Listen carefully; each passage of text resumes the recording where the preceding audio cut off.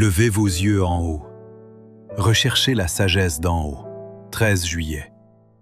La sagesse d'en haut est premièrement pure, ensuite pacifique, modérée, conciliante, pleine de miséricorde et de bons fruits, exempte de duplicité, d'hypocrisie. Jacques 3, verset 17. Cher Edson et Emma, mon plus grand désir, c'est que vous deveniez entre les mains de Dieu des instruments polis pour sa gloire. J'espère que vous ne penserez pas que vous pouvez aller de l'avant par vos propres forces, en comptant sur votre propre jugement. Recherchez la sagesse d'en haut. Soyez véridique, soyez noble dans vos desseins. Menez une vie élevée, et que le Dieu de paix vous sanctifie tout entier, l'esprit, l'âme et le corps. Ne vous lassez pas de rechercher, d'étudier et d'aller au fond des choses. Dieu vous aidera dans tous vos efforts zélés, mes chers enfants.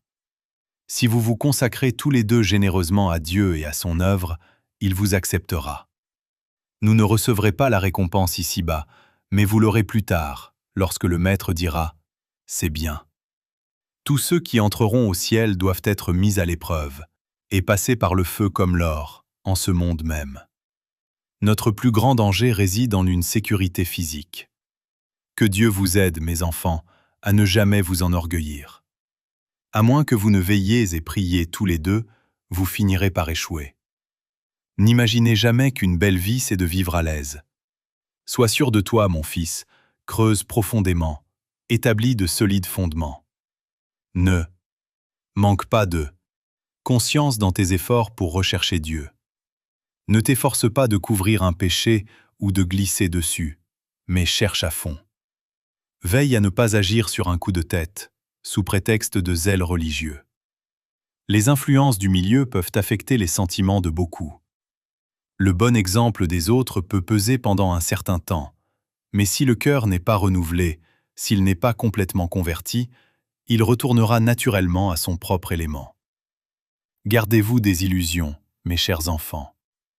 Des buts égoïstes peuvent ramper et s'insinuer dans les meilleures actions, mais ne donnez pas la place au malin. Chaque jour, inspirez à votre âme la crainte du péché. Restez en relation avec le ciel, et les anges vous serviront. Restez étroitement unis à Jésus, votre Rédempteur. Il vous a donné des preuves continuelles de son amour, en ce qu'il a maintes fois permis à l'adversité de vous toucher. Si nous ne pouvons pas supporter ces épreuves les plus légères, si une petite poussée de prospérité ou d'adversité révèle en nous la fausseté, l'orgueil et l'égoïsme du cœur, si nous cédons au découragement et au péché, si les railleries et les regards désapprobateurs d'hommes méchants nous affligent et nous dérobent notre courage et notre espoir, et que nous défaillons au jour de l'adversité, oh, comment nous tiendrons-nous debout lorsqu'il apparaîtra? Nous prions souvent pour vous. Nous croyons que le Seigneur vous aide et vous bénit. Fixez très haut votre idéal.